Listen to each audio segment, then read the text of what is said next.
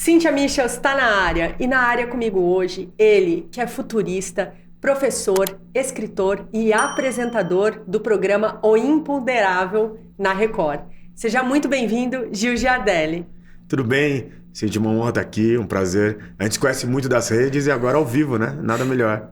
Feliz demais, porque a primeira vez que eu te entrevistei foi online, foi durante a pandemia, em fevereiro de 2021. E agora a gente está aqui em fevereiro de 2024, frente a frente. É muito bom.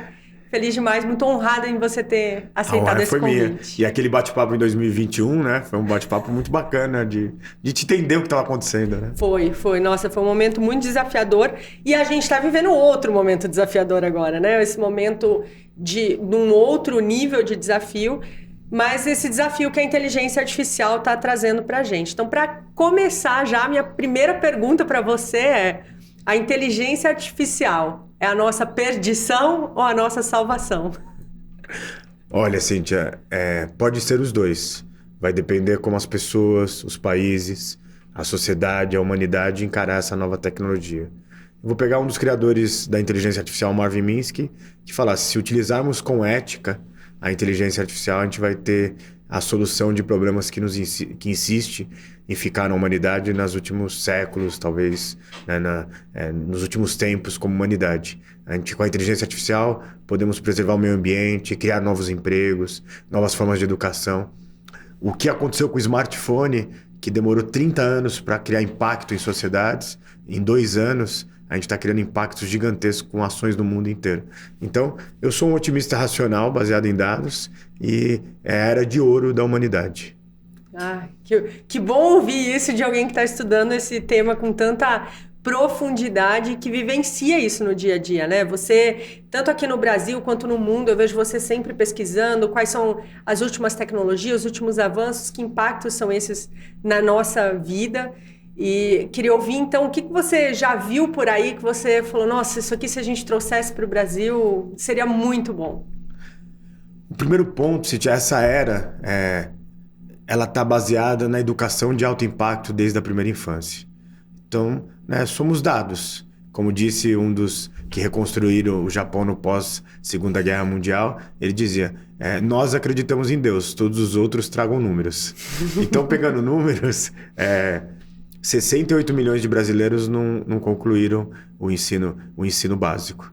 Isso é um dado muito complexo, né? São vários fatores, não é culpa só das pessoas, mas essa nova era exige essa alta educação.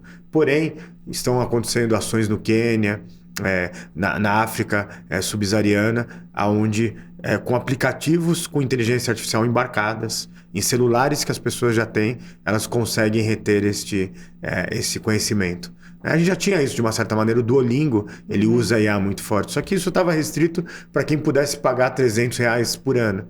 Então isso já é uma barreira. Agora estão fazendo aplicações de IA de 15 centavos por mês, né, que o próprio governo pode financiar. E aí estão sendo aplicado uma pesquisa com 10 mil alunos do Quênia e mostrou o salto que eles deram quando tem um professor que está engajado, que acredita na tecnologia, né, um método para que ele possa aplicar isso, e os alunos dispostos. E aí esse conceito, né, da aula cronometrada, espaço concreto, vai continuar existindo, mas tem um outro lado, que é usar essa IA generativa. Então, isso é algo fantástico, né? Aqui na América do Sul está sendo feito um projeto. Quase 80% dos professores do ensino básico, né, eles têm dificuldades nas principais processos matemáticos para ensinar para as crianças. Desculpe. Saúde, imagina. Você quer um lenço, quer alguma coisa? Não, foi só uma alergia. É dos meus gatos. Depois ele corta ou você vai tudo? Não, dá pra cortar. Se você quiser, a gente corta. Não, você que sabe. Foi mais tranquilo. Mas pode deixar, imagina. E aí o que acontece? Porque eles não entendem aquela função matemática. Então, se eles não entendem, é difícil eles mostrarem para os alunos. E por isso que a América do Sul está nesse problema muito sério sobre alfabetização matemática. E o outro ponto, né, um relatório do Banco Mundial, Cíntia, que mostrou no mundo inteiro, a América do Sul está no último lugar, sobre habilidades para viver a nova era da inteligência artificial. E aí não é só habilidades profissionais, é habilidades em tudo, no sentido até de como você cuida dos seus filhos, como você se relaciona com a sua companheira, com o seu companheiro, como você faz projetos, né? Então a gente precisa acordar. A boa notícia é que a América do Sul está 3,5, né? Quem está mais à frente não está tão à frente. Então a gente tem esse momento de adequação. Ainda dá tempo de recuperar, não tá tudo perdido, mas a gente tem que correr, né? E nesse corre, o que é prioridade, assim? O que a gente precisaria, se tivesse que fazer uma coisa, dar um passo nessa direção, qual seria esse passo, ou esses 3 passos mais importantes que você vê? Isso já está acontecendo. Esse começo de ano, né, eu tive o prazer de falar com inúmeras secretarias de educação municipais, onde pediram meu trabalho para fazer, né, uma palestra, um workshop para toda a rede de professores. Cidades até pequenas, mas que o seu grupo de educação de 1.500, 3.000 pessoas. Né? Então essa preocupação é muito importante. Né? Eu me encontrei com o secretário de educação de um município médio e ele falou assim, nós sabemos que temos que falar sobre isso na sala de aula, temos que primeiro conscientizar o professor, depois aplicar métodos, né? Então a revolução já aconteceu, só que ela ainda é uma força de trabalho, uma força que vem de pessoas que foram em eventos sobre educação, que leram sobre isso e resolveram aplicar. Né? Esse secretário, por exemplo, ele ainda continua dando aula na universidade da região dele, e então ele estava com acesso. Então a gente tem que agora começar a levar essa nova era, que é chamada da economia da inteligência artificial. Em todo momento nós sabemos que a educação é o caminho melhor para a sustentabilidade da vida da pessoa, seja ela mental, seja ela financeira. Ela é mais trabalhosa, mas eu acredito nessa educação desde os pequenininhos. É o caminho de mais fundamento, né? É o caminho que tem se mostrado. E não é porque eu sou professor, mas é o que. Né, Coreia do Sul, né, Cíntia?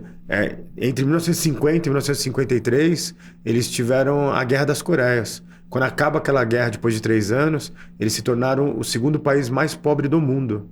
Hoje eles são uma potência, né? E está sobrando emprego lá. Aliás, está sobrando emprego no mundo. Só que não tem pessoas preparadas para esses novos tipos de empregos. Então, esse boom, né, é algo... vamos pegar o Sora da semana passada. Não sei se você usou. Não usei, mas eu vi as aplicações que são impressionantes, né? A qualidade do resultado, a qualidade dos vídeos e das possibilidades abrir um novo portal, né? Um novo portal em todos os sentidos, porque assim, um grupo muito pequeno está usando, não utilizei ainda, só pesquisei. Ele já está vários saltos à frente de técnicas que existiam, né, de LLMs, de VAIs, de uma série de siglas, de GAIs. Eles estão com uma nova, né, forma de resolver questões de IA. Mas isso não interessa para o grande público. O que interessa para o grande público quero criar uma sala de podcast futurista, que tem uma pessoa assim, que tenha olho azul, que, sabe? Isso vai exigir das pessoas um repertório cultural muito grande. Então, aquilo que eu falava para meus alunos assim, ir no museu, você pode talvez até achar chato o quadro lá, mas isso pode te dar um insight para o futuro. Né? Colocar a mão na terra pode dar um insight. O repertório cultural nunca foi tão importante, porque criar bons vídeos escrevendo, né, pode ser um trabalho para redatores, claro, mas agora qualquer pessoa pode. E aí qual que é a grande mudança nisso? E eu não estou fazendo propaganda do Sora, tem várias versões de outras ferramentas que estão fantásticas também. É a primeira vez que a área de tecnologia começa a ser também colocada em xeque, porque o poder está vindo para quem não é técnico, mas que tem repertório cultural. Não é fabuloso? É fabuloso. E eu vi um vídeo do CEO da NVIDIA falando, quase ficou um trava-língua, né? Eu vi um vídeo do CEO da NVIDIA falando justamente que, na visão dele, por mais que ele veja todo mundo falando as pessoas precisam aprender a programar, todo mundo vai saber programar um dia, a visão dele é de que, na verdade, a gente vai ter avanços tais que justamente a gente não vai mais precisar fazer as programações em si em grande escala, mas a gente vai precisar ter essa inteligência acima para usar, para saber falar os comandos, para ter a criatividade, a imaginação de como a gente pode aplicar isso, e não necessariamente de todo mundo se tornar um programador, né? Então a gente está falando de um futuro que exige muito mais da gente, muito mais do que a nossa habilidade técnica, essa nossa habilidade de resolver problemas complexos, de olhar as coisas por vários ângulos e de criar, né? E aí você pegou no ponto que é principal. Se falaram lá atrás, e eu sempre tive dúvida sobre isso. No século XXI, os dados é o novo petróleo. Foi uma frase muito impactante. Sim. E foi bacana, né? Capa de grandes revistas globais. Mas agora, eu acho que isso que é a beleza dessa nova era. Rapidamente, em menos de 20 anos, foi falada essa frase. Agora, o novo petróleo se chama criatividade, curiosidade. Né? Quanto nós somos curiosos? Quanto que a gente consegue repensar o que está vendo por esse mundo, né? E usar a tecnologia para coisas novas. E aí eu pego um exemplo do que está acontecendo agora que eu fiquei muito feliz. Eu gosto muito desse EA for Good, né? Que é a inteligência artificial para o bem. Um grupo de cientistas tem um lugar na África que ele é de difícil acesso para o ser humano, por causa de, especialmente nos rios, por causa de crocodilos, hipopótamos. E aí eles mandaram drones com muita visão de máquina, usaram muita inteligência artificial, e eles conseguiram agora descobrir uma baía hidrográfica onde atinge 6 países ali no continente africano, que pareciam que eram totalmente desérticos, e estão se descobrindo novos pássaros, novos animais, estão se descobrindo novas formas de equilibrar o avanço, né, do ser humano no agro ali familiar, junto com também a vida selvagem. Isso só essa notícia já vale o ano. Já vale o ano. Exatamente, né? A gente viu muitos avanços tecnológicos ao longo da história da humanidade, que até de alguma forma eram assustadores ou muito estranhos, minimamente, quando surgiram, mas que hoje estão completamente integrados na nossa vida, né? Tanto desde a roda, né? Desde lá do início, desde a invenção da roda até a inteligência artificial que a gente às vezes está usando e nem sabe que está usando. Então eu vejo que a gente precisa buscar esse equilíbrio, né? E queria ouvir um pouco de você, qual caminho você acha que a gente pode fazer para ter esse equilíbrio de ter a tecnologia na nossa vida, na nossa sociedade, mas não nos tornarmos escravos dela, e sim buscar um equilíbrio, que não seja nenhum extremo de a gente viver... Quando eu vejo um filme de futurista, por exemplo, né? Aqueles filmes do fim do mundo, a Era das Máquinas, Matrix... Você fala, gente, esse futuro em que o mundo é só máquina, não é um futuro que eu gostaria de viver. Mas, ao mesmo tempo, a gente voltar para o tempo das cavernas, também não acho que seria o caminho. Então, eu gosto muito de pensar num caminho no meio, de uma integração. E queria ouvir qual é a sua visão sobre isso, sabe? Que mundo é esse que você enxerga em que a gente consegue equilibrar esses pratinhos todos aí? A minha geração, ela cresceu com um vídeo que foi feito pelo Pedro Bial algumas décadas atrás, que era use filtro solar.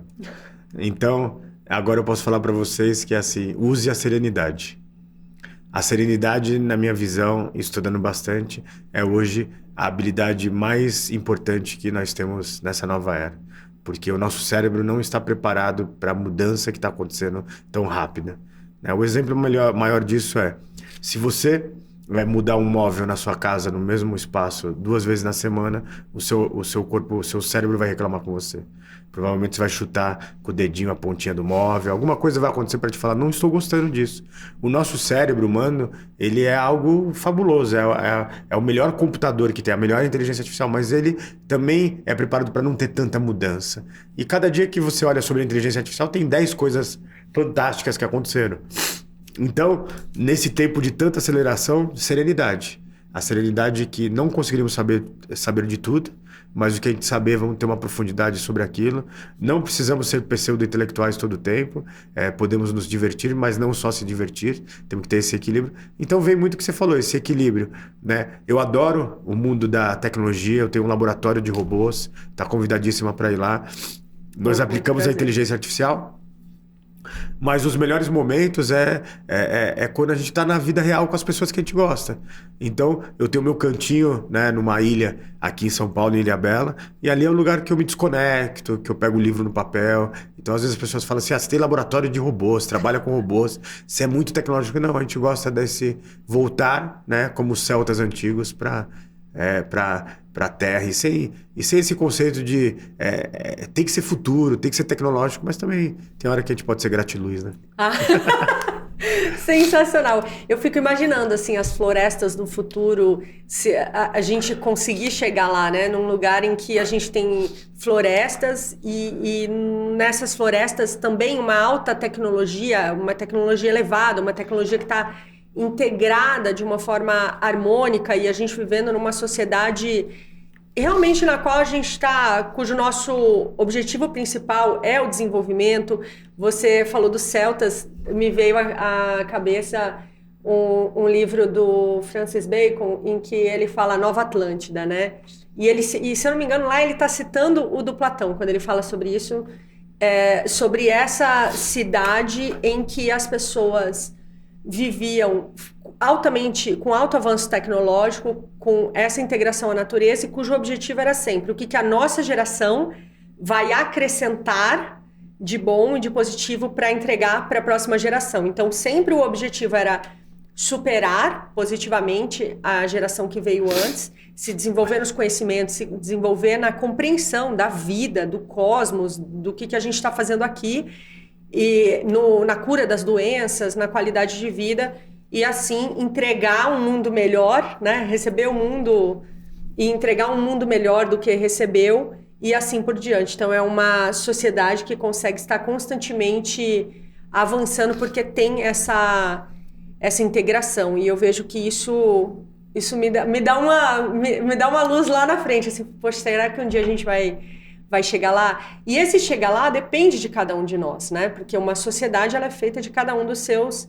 indivíduos. Então, eu vejo que a gente precisa ter esse cuidado interno.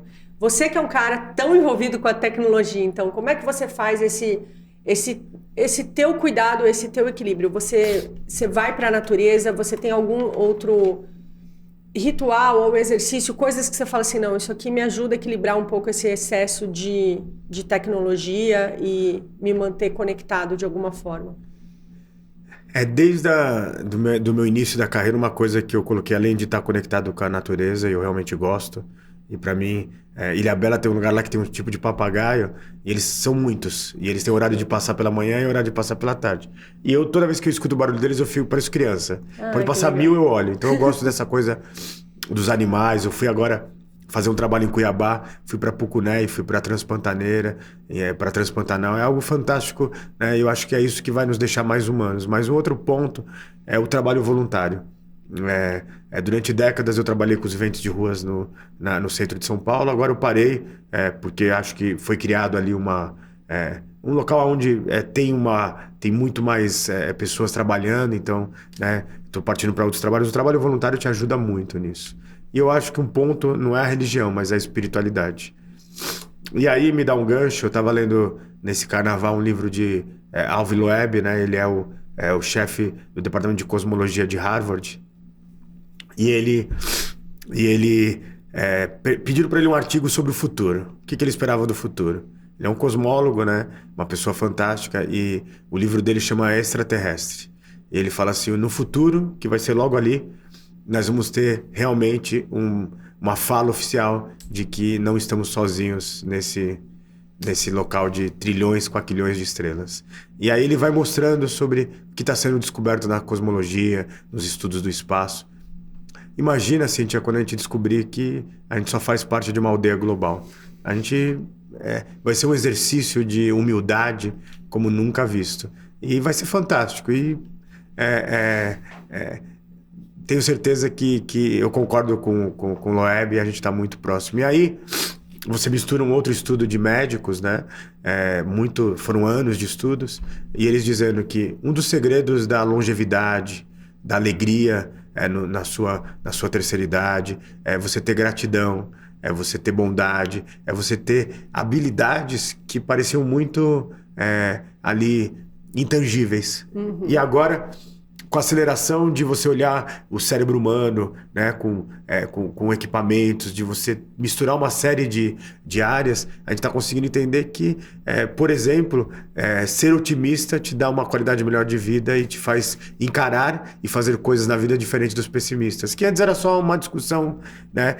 Então, olha só quanta coisa está acontecendo na nossa frente em relação a você entender sobre gratidão, sobre bondade, sobre fazer o bem, né? E esse estudo dessa professora, São vários professores, eles falam assim, o que leva pessoas a ajudarem desconhecidos, por exemplo, cenas do mundo inteiro de ir lá e uma pessoa caiu no metrô de Nova York, foi um lá, pulou e tirou a pessoa, correndo risco, porque estava vindo o trem. Então, assim, o que leva a isso? Então, a gente começou a trabalhar essa mente. Então, eu acho que a grande descoberta da ciência, da inteligência artificial, vai ser sobre nós mesmos e sobre a aldeia global. Essa aldeia global, tô curiosa sobre ela. A aldeia cósmica. Cósmica, né? Aldeia cósmica, é verdade, cósmica. O universo me fascina muito, assim, estudar as estrelas, estudar a beleza, né? Só de olhar, só de admirar, parece que a gente já se recarrega. É uma conexão fortíssima, assim, que mexe muito comigo e me faz imaginar muito como seria visitar outros planetas. Então, já que a gente falou isso, se você pudesse visitar outro planeta, para onde você iria? Olha, eu não posso te falar para onde eu iria, mas eu posso te falar que se parasse uma nave aqui hoje e fala, vamos? Você iria. Só ia falar assim, posso levar só minha esposa? E eu iria. Você iria. Olha que coisa boa. Eu tenho muita vontade eu não sei, eu tenho uma fascinação com Júpiter, assim. Eu acho Júpiter eu já tive a oportunidade de olhar no telescópio do deserto do Atacama, assim, e para mim foi uma emoção sem fim, né? A gente vê foto, a gente vê hoje em dia na internet, mas quando a gente estava crescendo nem isso, né? Mal tinha um desenho no livro, a gente fazia o sistema solar de isopor, né? Para aula de ciências. E eu me lembro muito bem da primeira vez, não, foi a única vez que eu fui, eu quero muito voltar, ao deserto do Atacama, mas foi a primeira vez que eu pude ver um planeta no telescópio. E ver Júpiter, para mim, foi incrível. E acima disso foi ver que eu acho que foi a melhor experiência da vida, foi ver a Via Láctea no céu, né? Assim, quando você consegue ver um dos anéis, que eu não estava esperando, eu chorava. E eu falei, gente, eu tô chorando aqui, aquela escuridão, aquele silêncio e aquela admiração, que é essa conexão espiritual, né? A gente tá conectado a um todo que é muito maior, que faz com que tudo aqui acabe ficando muito pequeno e passageiro, desperta na gente essa vontade, né, de ir além. O professor do MIT, que fez a teoria de Gaia na década de 70, né, ele viveu até os seus 103 anos de idade, e o último livro dele, ele fala sobre o impacto da inteligência artificial na humanidade. E ele fala, o grande desafio da inteligência artificial não vai ser sobre tirar o ser humano do centro de tudo, é o fim do antropoceno, é a gente entender que Gaia é muito maior. Isso é fantástico. Uma pessoa ativista dos anos 60, né, que fez a teoria de Gaia e agora usando a inteligência artificial para explicar conceitos que para ele, né, estavam ali muito no achar. Então, assim, a gente vai descobrir coisas fantásticas. São tempos maravilhosos para estar vivo. Ai, que boa notícia. É trazer muita coisa dessa intuição, né? Quando a gente olha, você falou antes da criatividade também, quando a gente olha para o pilar das artes, para o pilar da ciência, para esse pilar filosófico também, eu acho que quando a gente consegue harmonizar tudo isso, a gente vai conseguir dar esse salto enquanto sociedade, enquanto humanidade, né? A hora que a gente voltar a valorizar esses três pilares do desenvolvimento. E uma coisa que a gente vai desenvolver também, Cíntia, muito claro, você falou de habilidades, é a colaboração. A colaboração é uma palavra que parece fácil, quando você fala quer colaborar, todo mundo deseja, mas sempre são os mesmos que colaboram. Agora, qual é o ponto? É importante, eu gosto muito de misturar estudos que são da ponta da inteligência artificial com o passado.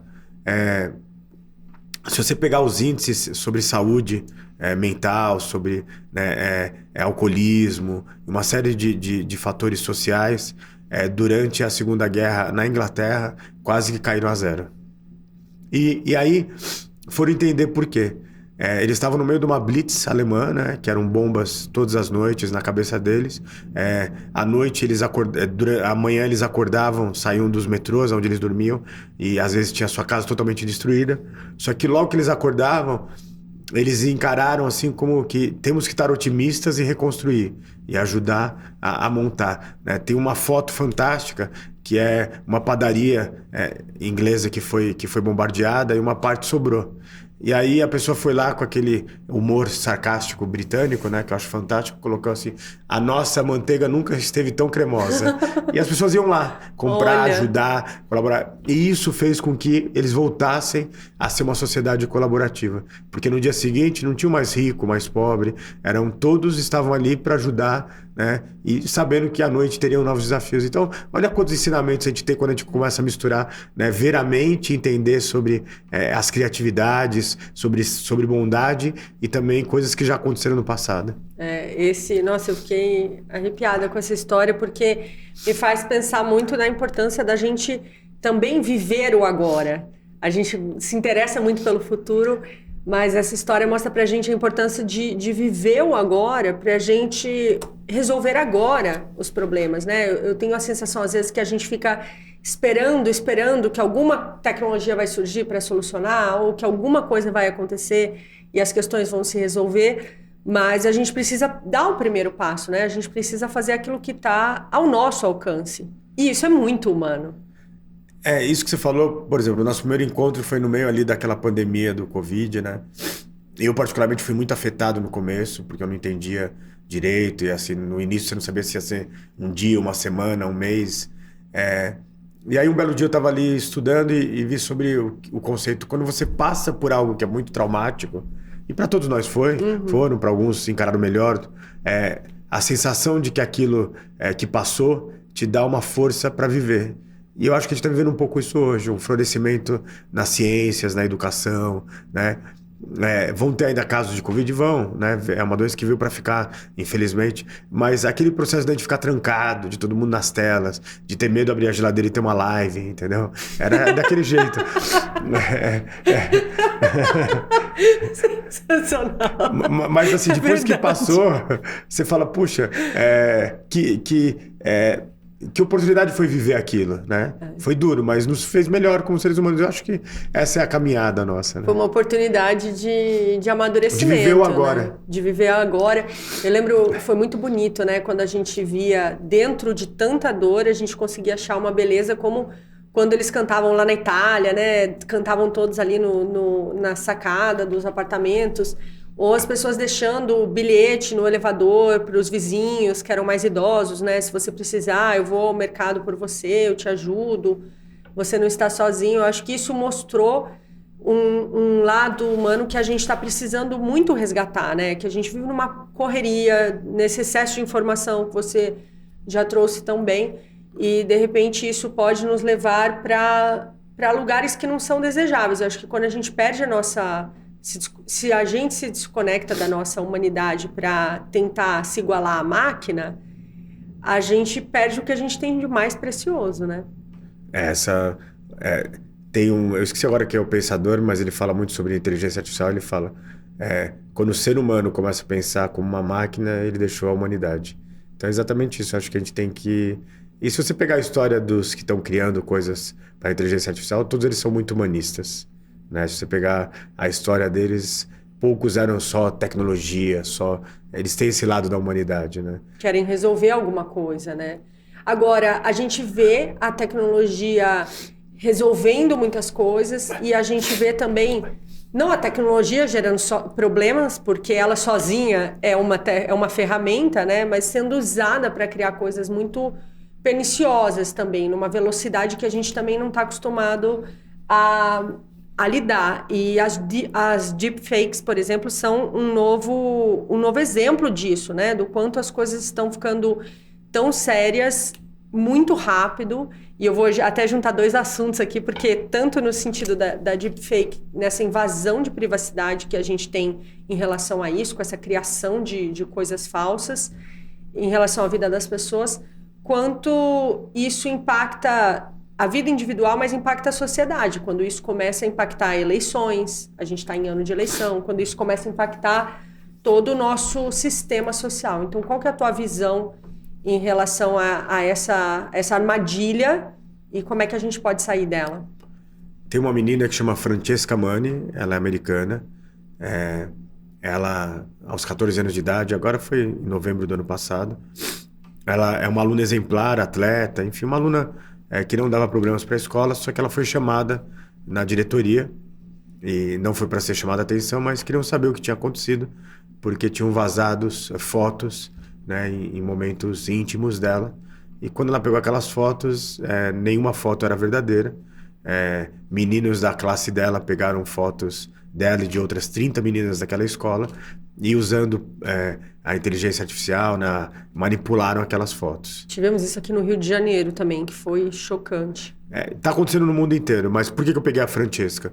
Porque a maioria das pessoas, e deve ser uma coisa muito triste você ser exposto dessa maneira, acho que eu não tenho nem como medir essa dor, ela sentiu dor, ficou muito triste, disse até numa entrevista que muitas das meninas ficaram chorando dias, trancadas, né, com vergonha daquilo. Só que ela, depois que ela, né, entendeu o que estava acontecendo, ela mandou e-mail para congressistas americanos, tanto dos republicanos como dos democratas.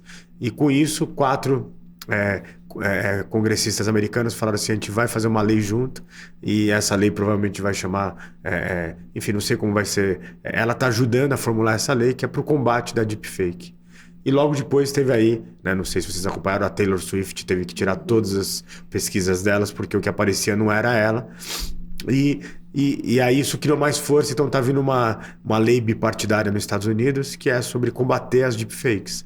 Porque não é só o constrangimento de uma menina que foi invadida, a sua imagem era uma foto dela, né, vestida, fazendo algo bacana, de repente vira algo pornográfico. Mas você mexer com a democracia, você mexer... Quais são os limites de manipular, né? Nós estamos aqui numa foto, aqui num espaço, alguém pode pegar esse frame e colocar aqui algo que a gente não gostaria. Então, a gente vai ter que punir realmente, né? Primeiro ensinar, explicar que isso é errado, que a gente precisa ter a ética em cima de tudo isso, e depois eu acho que punir, porque a deepfake, né, que não são só fotos, também são vídeos, eu acho que mexe com o que é mais valoroso das sociedades ocidentais, né, influenciadas pela Grécia Antiga, que é essa transparência, a verdade, né? Então, tá aí um grande desafio para o mundo, individual e também como sociedade democrática, né? Para resolver isso. E você acha que a gente vai conseguir resolver a tempo? A gente já está atrasado. Já estamos atrasados. Eu vi um vídeo de um candidato a presidente de um país, né? E lá mostra aquele candidato se esbaldando numa festa, com muitas drogas. E quando eu vi aquele vídeo a primeira vez, né, inicialmente ele é muito impactante.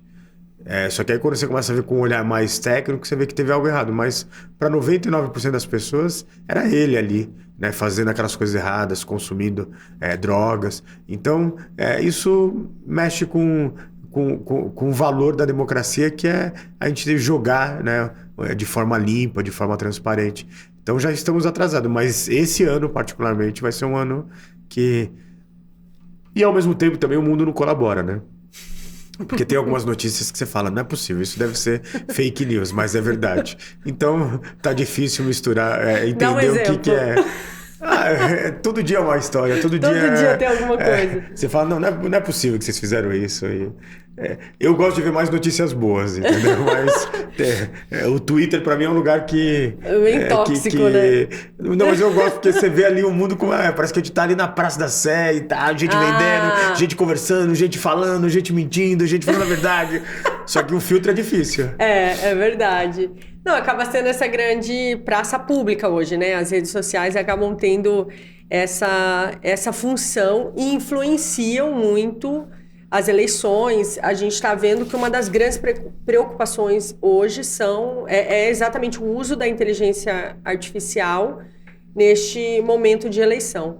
O que você tem a dizer sobre isso? Assim, o que você vê que isso pode causar um mal e o que pode causar um bem e o que a gente faz para garantir que a gente vai para o lado do bem? Olha, Cíntia, começamos muito mal, porque foi criada uma comissão para discutir a regulamentação da inteligência artificial no Brasil. Já tem algum tempo essa comissão, e todos os convidados são advogados.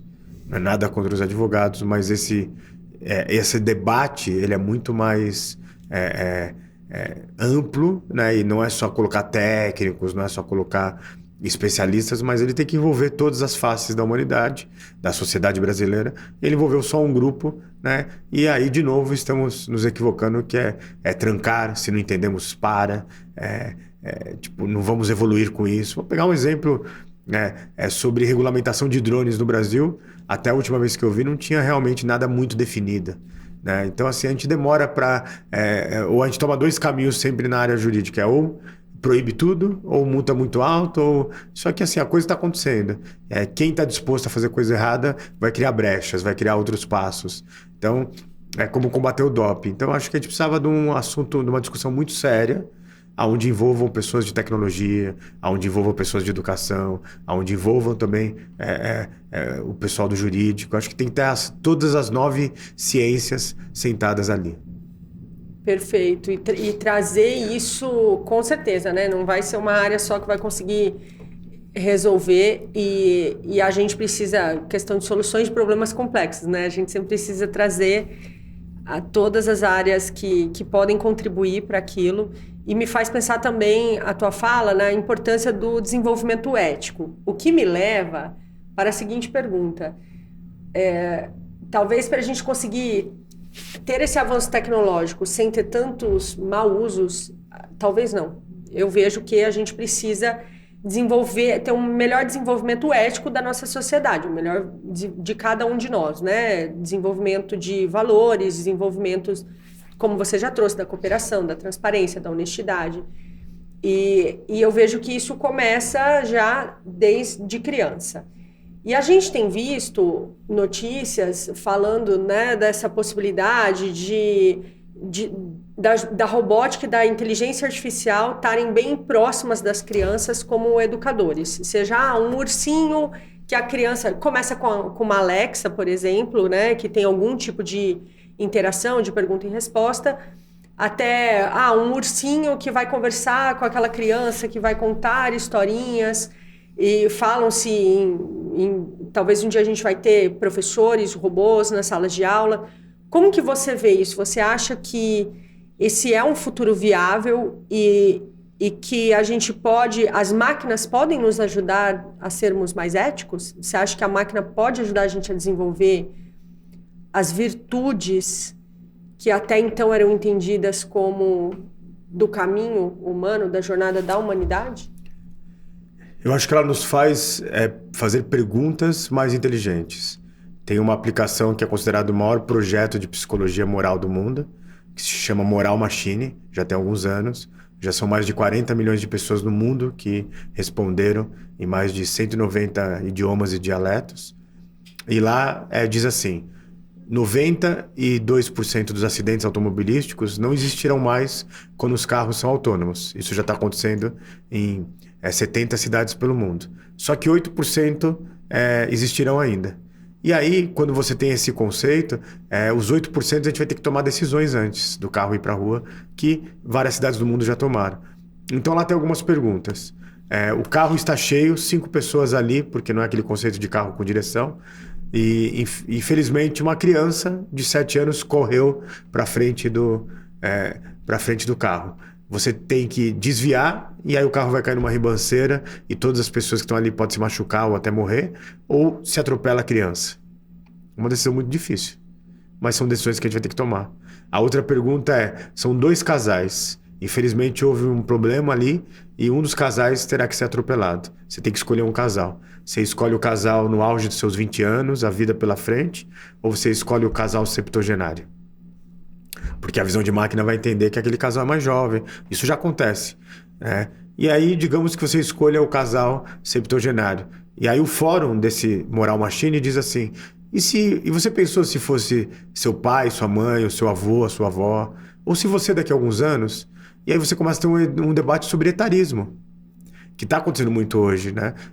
Acabei de fazer 50 anos e não acho que daqui a 10 anos eu mereço ter uma carteira de idoso, né?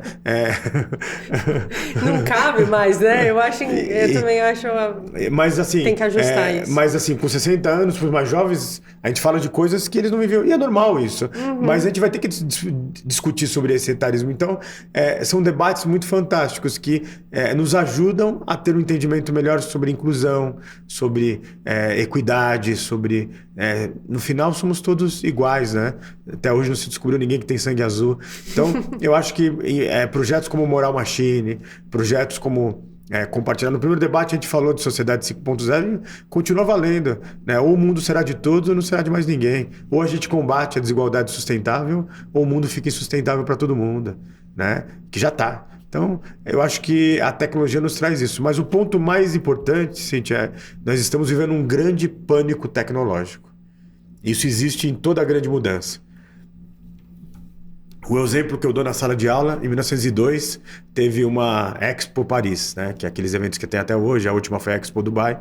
E na Expo Paris chamaram 200 cientistas, e isso é normal em toda a Expo, se coloca um problema para o futuro para se resolver. O problema de 1902 era, eles acreditavam que o mundo acabaria atolado em fezes de cavalos pelo excesso de carroças, charretes, cavaleiros nas capitais europeias. A grande preocupação... É muito interessante, porque eu imagino qual que é o absurdo que a gente está considerando hoje que no futuro vai vir da gente. Então, assim, as pessoas falam assim, nossa, olha só, o mundo vai acabar. Como agora assim, o mundo vai acabar com a inteligência artificial. Então, o pânico tecnológico passa por fases. A primeira é assim, não me perturbe com isso é uma bobeira, aconteceu muito, eu falo disso há 15 anos e vi as pessoas 20 anos. Isso, o Gil, puxa, ele é legal, mas ele viaja, né? E eu falava, lembra? Quem me viu 20 anos atrás fala isso pra mim. E aí depois é assim, não consigo compreender, então não quero saber. Depois, não é legal para quem não tem acesso. E a última fase do pânico tecnológico que a gente está vendo agora vamos se concentrar no problema principal, que é a humanidade vai acabar com isso. Então acharam que ia acabar com a roda, acharam que ia acabar com as charretes, agora é com a inteligência artificial, e o mundo sai sempre melhor. Assim esperamos. E o metaverso, onde é que entra nisso tudo? Você acha que o metaverso, a gente sabe que tem as curvas de adoção de tecnologia, né? E ouvimos um hype enorme em torno disso.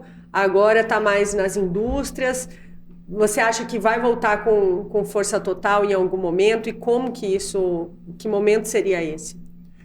Eu vi duas fases do metaverso pessoa física, né? Um foi o Second Life. Então eu lembro no evento na Fundação Getúlio Vargas e estava ali o diretor de marketing o banco na época, acho que era o Unibanco, não, o Banco Nacional. Enfim, não me lembro agora. E ele falou assim, nós estamos investindo tanto pro Second Life e tal. E eu achava aquilo muito maluco, porque era criar sua segunda vida igualzinha num lugar que não tinha tanta tecnologia. O metaverso, pessoa física, eu me empolguei no começo, né? Fiz um bate-papo com uma menina fantástica que gosta do metaverso, que compra Nike, mas ela falou muito apropriado. Isso daí só vai se popularizar quando a gente tiver o 5G bem resolvido, o 6G. Você precisa de uma placa de vídeo muito boa, né? E a maioria das pessoas não tem acesso a isso. Então, para a pessoa física, a gente está naquele momento ainda que estamos no perigeu e já vamos para o apogeu, vai demorar um pouco. O Vale da Morte, né? Mas o que está fantástico é ver os gêmeos digitais, né, e os metaversos na indústria. Fantástico. A BMW, nossa, ficou incrível o que eles estão construindo. Algumas fábricas aqui no Brasil já são 12 que fica quase todo o tempo apagado as luzes, porque os técnicos estão à distância. Né? Então já tem no Brasil várias fábricas fazendo isso. Isso vai ser um novo tipo de trabalho, né? Um pouco de Jetson. E aí o que tem mais me impressionado, a gente falou aqui da NVIDIA, né? Eles conseguiram montar o supercomputador mais avançado do mundo, que é o planeta Terra 2. E eles estão conseguindo fazer vários gêmeos digitais do planeta Terra. E um vai ser para ajudar sobre mudança climática, outro sobre agro, outro sobre luzes no planeta. Então, olha só, voltamos de novo àquela frase. Nós acreditamos em Deus, todos tragam dados. Agora temos dados de todo o planeta Terra replicada. É fantástico, dá para resolver muita coisa, né? E a gente traz agora, a gente falou da indústria onde isso está acontecendo e o metaverso em si, mas agora pensando nesses avanços tecnológicos de forma geral e nos pequenos empreendedores, assim, o que você vê que pode ajudar? Porque às vezes já é difícil a gente acompanhar em termos de estarmos informados, né? De todas as novidades, do que tem por aí. Num outro momento, é difícil você fazer uma implementação. Eu vejo muitos empreendedores que eles ficam, mas eu não tenho dinheiro para isso aí é coisa para empresa grande. Não estou falando do metaverso em si, Mas falando assim, desse ambiente, a gente está mudando o ambiente de negócios muito rapidamente, a gente está mudando o avanço tecnológico muito rapidamente. Como que você vê isso mudando os negócios e trazendo... E como é que a gente consegue fazer assim, os pequenos empreendedores também surfarem essa onda? Olha, eu sou uma pessoa que não gosta muito de fazer a publicidade, mas pode fazer uma Pode. pouquinho. Então no meu Instagram, Gil Giardelli. A sua, mais ainda! Eu e um grupo de pesquisadores fizemos como se fosse um observatório de ferramentas de IA. A gente já observou e testamos mais de 1.000 ferramentas. E a gente criou um paper para quem está começando, 75 ferramentas, todas gratuitas. Né? Abre um bom vinho, não bebo nada. Toma um suco de caju, vai experimentando. tá ali misturado. Tem ferramenta para tudo, para vender mais, para fazer áudio, para fazer vídeo. Então, tem um professor que uma vez eu perguntei para ele assim, um professor muito bacana, o Algar, como a gente vive nessa nova era, ele falava, experimenta. Olha. Então experimenta. Pega ali um sábado, pega um dia à noite, né? Fica ali experimentando, fala, vou criar algo diferente. Não sei fazer vídeo, vamos tentar fazer vídeo. Quero usar essa ferramenta para fazer uma proposta comercial melhor. Quero fazer esse vídeo para fazer um aplicativo. Se você tiver um repertório cultural, tem lá uma ferramenta que faz um aplicativo em 15 minutos. O que antes demoravam meses. Não vai ser igual uma equipe, mas é o começo. Mas é um começo. É o que está alcançável, né, nesse momento. Assistam, tá na área da CIT, escutem, né, e estudar.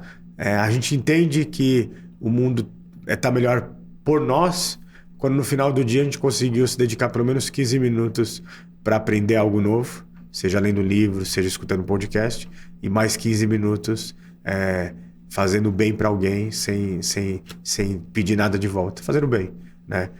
E aí, falando sobre fazer o bem, eu sei que a gente está caminhando já. E agora é de frente com o Gil Giardelli. Chego de frente com o Gabi. Olha lá! Frente com o Gil Giardelli. Quando eu te conheci, a gente se conheceu online. E você tinha acabado de chegar do Vale do Silício. E eu achei a forma como você veio conversar comigo online foi muito bacana, né? E logo depois você se candidatou. Infelizmente não ganhou, mas eu nem te conhecia pessoalmente, mas falei, vou fazer um testemunhal, votei em você, fiquei torcendo, né? No dia seguinte fui lá ver o seu nome, mas... Né? E você é uma pessoa da inovação, uma pessoa que ficou 1 ano e meio fora, uma pessoa que está com as empresas, que faz um projeto que eu vejo o brilho nos seus olhos. E aí, antes de eu te fazer a pergunta, um dia me perguntaram assim, quando teríamos políticos bons? E aí, era um evento gigante na Bahia, 4.000 pessoas lotado, tava eu, o Caco Barcelos, da Globo, e o Caco Barcelos respondeu uma coisa que eu achei fantástico. Ele disse assim, quem tem filho aqui? Não precisa levantar a mão. Mas quem tem filho aqui, quem quis que o filho fosse um bom advogado, um bom jornalista, um bom administrador? Alguém já incentivou o filho a ser um bom político? Em resumo, ele disse mais ou menos assim, precisamos colocar os gênios, as pessoas do bem, as pessoas que não têm essa mediocridade da política atual à frente. Teremos você esse ano se candidatando? Gil Giardelli, de frente com Gil Giardelli, adorei essa pergunta. Olha, eu até pouco tempo atrás estava dizendo que não, que nesse ano eu não iria me candidatar, mas depois que eu estive aqui com Janaína Pascoal e ela fez o chamado, eu falei, agora eu vou... Não dá para não ir, não tem como não ir, porque a gente precisa contribuir, a gente precisa estar lá, a gente precisa avançar nas pautas e precisa fazer a nossa parte. E a nossa parte também é nos disponibilizarmos para estarmos lá. Então, tem bastante água para rolar até o momento das eleições, mas a princípio o que está no horizonte é que sim, vamos conversar um pouco mais para frente, mas o que a gente tem para hoje é que o caminho é o caminho do sim. Então, pessoal, Cíntia liderando a bancada da inovação, que não é uma bancada, é um coletivo de gente que quer o futuro fantástico. Maravilha! Olha lá, ele fez o encerramento do podcast, maravilhoso. É apresentador, o cara é sensacional. Muito obrigada, meu querido. Olha, que surpresa boa! Eu não imaginava que você ia virar a mesa assim para mim dessa forma. Mas eu fiquei muito feliz de te receber aqui hoje. A gente Uma teve minha. um papo sensacional. Eu sempre aprendo muito com você. Você é um cara inspirador, você é um cara que conhece, que sabe das coisas, que tem visão e que tem um coração. É isso que eu acho mais lindo em você, porque eu vejo que você bota a cabeça para trabalhar, vamos racionalizar, vamos viabilizar, vamos ver os dados, e você também bota o coração naquilo que você está fazendo, e isso te torna uma pessoa muito especial. Então, muito obrigada de coração por ter vindo aqui hoje. Cintia, foi uma honra, muito obrigado. E um brinde até outubro. Até outubro, Gil.